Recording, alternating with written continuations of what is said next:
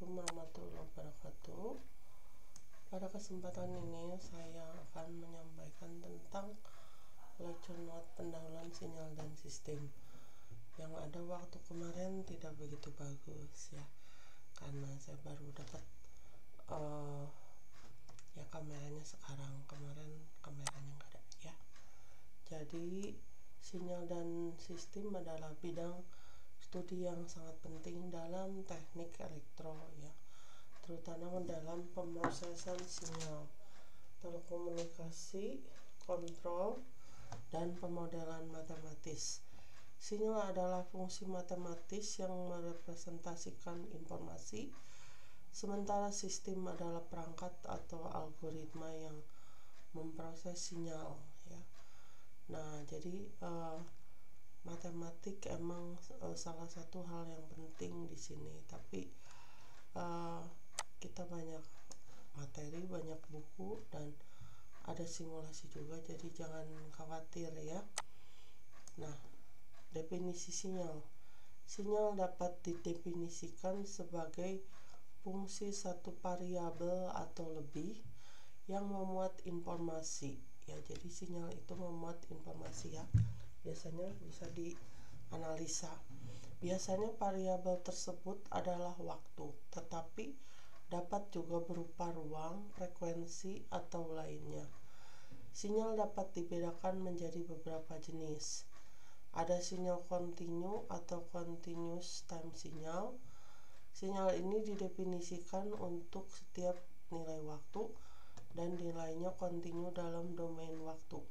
Contohnya adalah sinyal analog ya. Kita udah lihat contoh sebelumnya ya. Misalnya gelombang suara dan sinyal tegangan. Sinyal tegangan bisa kita dapatkan kalau kita pakai osiloskop ya, atau misalnya kita pakai Arduino ya, kita bisa dapat sinyal. Terus dan banyak lagi sih ya sebenarnya. Sinyal discrete time sinyal. Sinyal ini hanya didefinisikan pada waktu-waktu tertentu ya. Jadi ini enggak terus-terusan gitu ya kayak continuous. Contohnya adalah sinyal yang telah dikonversi dari bentuk analog ke bentuk digital seperti rekaman audio digital ya. Jadi mungkin kalian tahu ya, jadi rekaman audio digital seperti CD gitu ya. Nah, sinyal aperiodik dan aperiodik ya, periodik dan aperiodik. Sinyal periodik berulang dalam periode waktu tertentu ya, jadi terusan seperti ada periode-periodenya berulang-ulang, sementara sinyal aperiodik tidak berulang-ulang ya.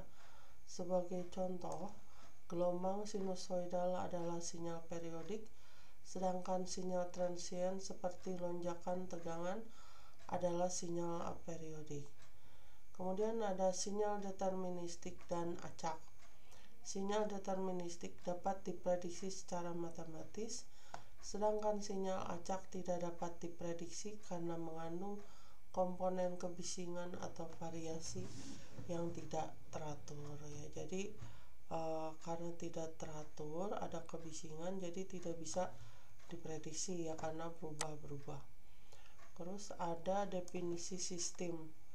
Jadi sistem adalah entitas yang memproses sinyal masuk input menjadi sinyal keluar ya. Jadi ada input, ada output, di tengahnya itu ada proses ya.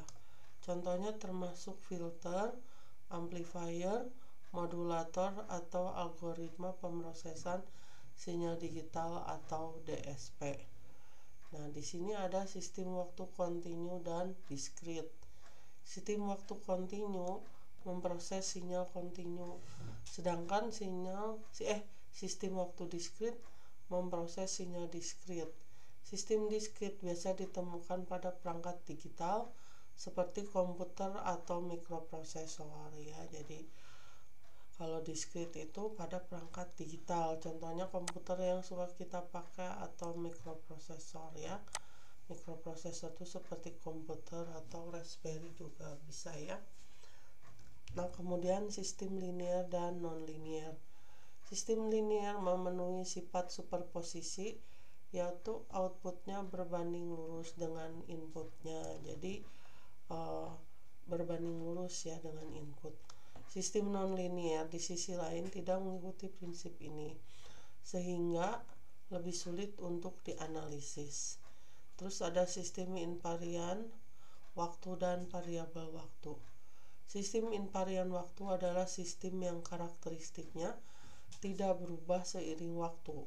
Jika suatu sistem memberikan respon yang sama untuk sinyal input yang sama kapanpun waktu input diberikan, sistem tersebut adalah invarian waktu. Ya. Terus ada sistem kausal dan non-kausal. Sistem kausal adalah sistem yang hanya bergantung pada input saat ini atau masa lalu. Sistem non-kausal dapat bergantung pada input masa depan yang tidak mungkin untuk diterapkan pada dunia nyata. Ya. Nah, di sini ada lagi representasi sinyal. Ya, jadi representasi sinyal itu jadi bentuk sinyalnya tuh kayak apa ya? Ada domain waktu. Representasi sinyal dalam domain waktu menunjukkan bagaimana sinyal bervariasi seiring waktu. Sinyal ini sering diwakili dengan plot yang memperlihatkan perubahan amplitudo terhadap waktu.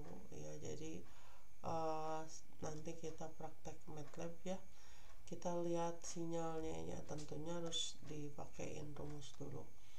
Terus domain frekuensi. Representasi sinyal dalam domain frekuensi menunjukkan bagaimana sinyal diuraikan menjadi komponen frekuensi. Transformasi Fourier adalah alat yang digunakan untuk mengonversi sinyal dari domain waktu ke domain frekuensi ya. Nah, terus ada operasi sinyal ya.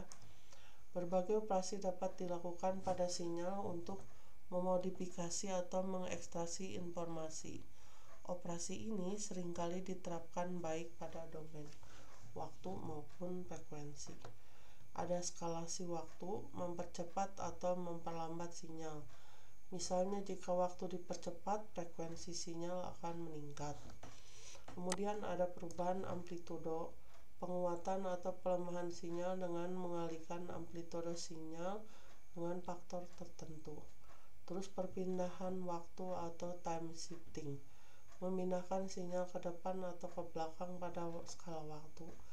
Ini sering diterapkan dalam aplikasi seperti penundaan sinyal pada jaringan komunikasi. Kemudian transformasi Fourier digunakan untuk mengubah sinyal dari domain waktu ke domain frekuensi dan sebaliknya. Ini membantu mengidentifikasi komponen frekuensi yang berbentuk sinyal, yang membentuk sinyal. Terus ada sistem linear invarian waktu ya, atau LTI. Sistem linear invarian waktu atau linear time invariant adalah model sistem yang sangat umum dan penting dalam teori sinyal dan sistem. Sistem LTI memiliki dua sifat utama, yaitu linearitas. Sistem mengikuti prinsip superposisi ya.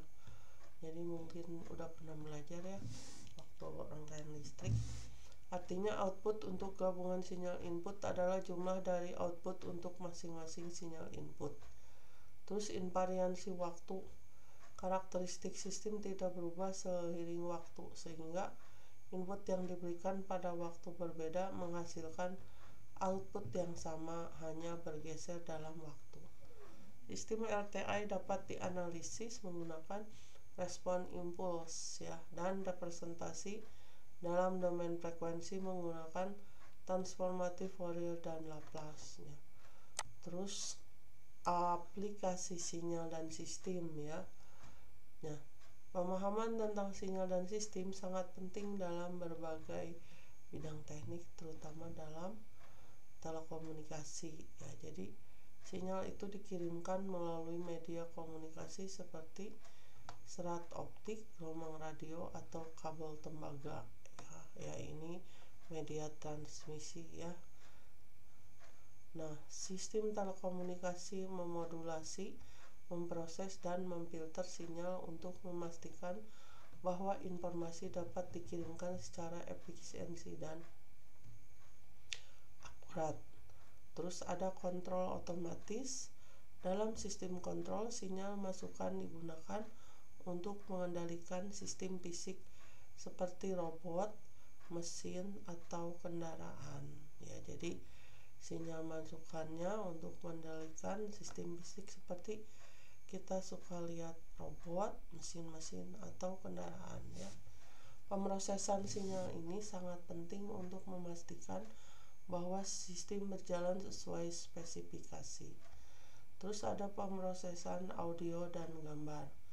Dalam pemrosesan audio, sinyal suara diubah, difilter, dan dikodekan untuk aplikasi seperti kompresi atau penghapusan noise ya. Pemrosesan sinyal gambar digunakan dalam aplikasi seperti kompresi video atau pengenalan pola ya. Jadi ini aplikasinya ya. Terus penutup sinyal sistem merupakan dasar dari banyak teknologi modern termasuk telekomunikasi, kontrol, pemrosesan audio dan citra. Pemahaman konsep sinyal sistem dan cara mereka berinteraksi adalah kunci untuk menguasai bidang teknik elektro dan elektronik. Dengan pemahaman ini kita dapat merancang sistem yang efisien, tepat guna, dan mampu menangani berbagai situasi nyata dalam aplikasi teknis. Nah, ini referensinya Oppenheim ya. Kemudian Haikin, kemudian ada ibu kasih beberapa materi ya untuk simulasi MATLAB ya dan materi lain. Silakan kalian pelajari dan catat ya di buku catatan, karena ya waktu di kalian di luar itu lebih banyak dari kalian di kelas ya. Jadi dicatat sedikit-sedikit latihan-latihannya, kalau ada juga kalian sedikit-sedikit ditulis ya. Nanti kita bisa bahas bareng-bareng ya.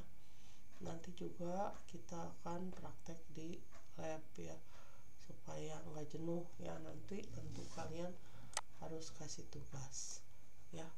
Baiklah, terima kasih atas perhatiannya. Assalamualaikum warahmatullahi wabarakatuh.